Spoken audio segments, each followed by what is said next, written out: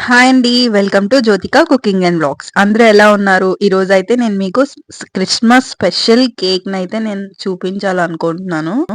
ముందుగా 1 cup orange జ్యూస్‌నైతే తీసుకోండి. Orange juice తీసుకున్న తర్వాత మీ దగ్గర ఏ డ్రై ఫ్రూట్స్ ఉంటే ఆ డ్రై ఫ్రూట్స్‌ని అయితే ఆ ఆరెంజ్ జ్యూస్‌లో అయితే చిన్న ముక్కలుగా కట్ చేసుకొని నానబెట్టుకోవాలి. నా దగ్గర అయితే ఉన్న డ్రై ఫ్రూట్స్‌ని నేనిక్కడ నానబెట్టుకుంటున్నాను.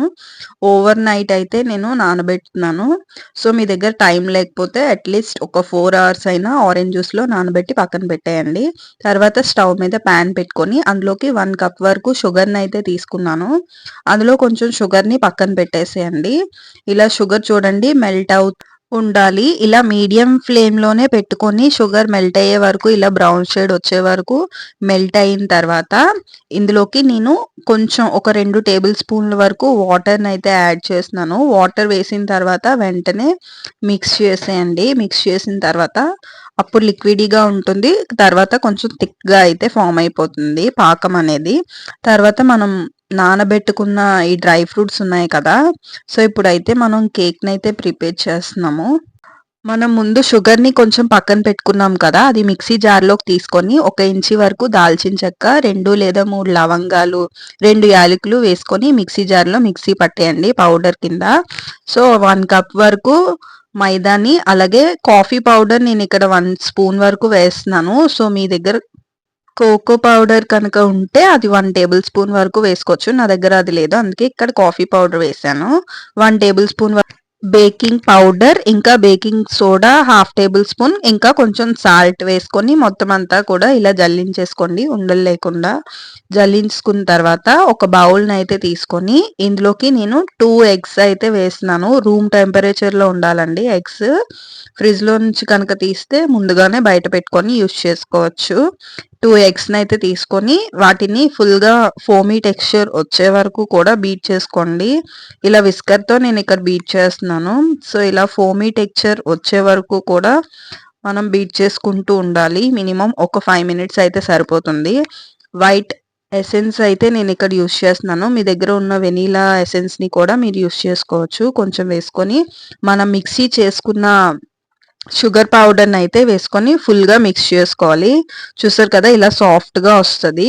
వచ్చిన తర్వాత పావు కప్పు వరకు ఆయిల్‌నైతే ఇక్కడ మిక్స్ చేసుకోండి.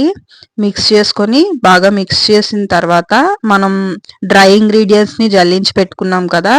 దాన్నైతే ఇందులో 2 బ్యాచెస్ కింద నేనిక్కడ వేస్తున్నాను. ఒకేసారి వేస్తే సరిగ్గా కలవదని చెప్పి. సో, ఇలా మొత్తం కూడా మిక్స్ చేసేయండి. వీడియోనైతే స్కిప్ చేయకుండా చూసేయండి. అలాగే నా వీడియోస్ నచ్చినట్లయితే లైక్ చేయండి, షేర్ చేయండి, అలాగే సబ్స్క్రైబ్ చేయండి. కామెంట్ అయితే పెట్టడం మర్చిపోవద్దు. మీకు ఈ రెసిపీ ఎలా అనిపించింది? ఏటి అనేది నాకు కామెంట్స్ అయితే పెట్టండి. సో, మనం నానబెట్టుకున్న డ్రై ఫ్రూట్స్‌ని కూడా ఇందులో వేసి మిక్స్ చేసేయాలి. మిక్స్ చేసిన తర్వాత మనం షుగర్ సిరప్‌నైతే రెడీ చేసుకున్నాం కదా! లాస్ట్‌లో ఫైనల్‌గా ఆ షుగర్ సిరప్‌ని కూడా వేసేయండి ఇందులో. వేసిన తర్వాత మొత్తం కూడా మిక్స్ చేసేయండి. మనకి బ్యాటర్ అనేది రిబ్బన్ కన్సిస్టెన్సీలో ఉంటుంది కదా! నార్మల్ కేక్స్‌కి. ఇది అలా కాకుండా కొంచెం థిక్‌గా ఉండాలనమాట. అలాగే ఈ కేక్ అయితే డిఫరెంట్‌గా కూడా ఉంటుంది. దీని వల్లనే ఈ టేస్ట్. సో, ఇలా బ్యాటర్ మొత్తం అయితే రెడీ అయిపోయింది. రెడీ అయిపోయిన తర్వాత కేక్ టిన్‌ని తీసుకొని అందులోకి బటర్ పేపర్ తీసుకొని ఆయిల్‌నైతే ఇక్కడ అప్లై చేసేస్తున్నాను. అప్లై చేసిన తర్వాత మనం బ్యాటర్‌నైతే రెడీ చేసుకున్నాం కదా! ఆ బ్యాటర్‌ని ఇందులోకి వేసేయండి. వేసిన తర్వాత ఒక 2, 3 టైమ్స్ కిందకి ట్యాప్ చేయండి. ట్యాప్ చేస్తే బబుల్స్ అనేవి ఫార్మ్ అవ్వకుండా ఉంటాయి. సో, ఇలా ట్యాప్ చేసిన తర్వాత కొంచెం డెకరేషన్ కోసం మళ్ళీ చాప్ చేసుకున్న డ్రై ఫ్రూట్స్‌నైతే నేనిక్కడ వేస్తున్నాను.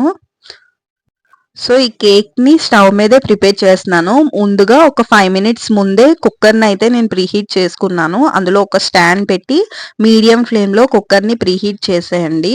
ప్రీహీట్ చేసిన దాంట్లో ఈ కేక్ బ్యాటర్‌ని అయితే పెట్టేయండి కేక్‌ని. సో, ఈ కేక్ పెట్టిన తర్వాత మధ్యలో ఒకసారి చెక్ చేస్తూ ఉండండి. నాకైతే ఇక్కడ 40 మినిట్స్ అప్రాక్స్‌గా పట్టింది. సో, 40 మినిట్స్ తర్వాత కేక్ అయితే చూసారు కదా! ఇలా బేక్ అయిపోయింది.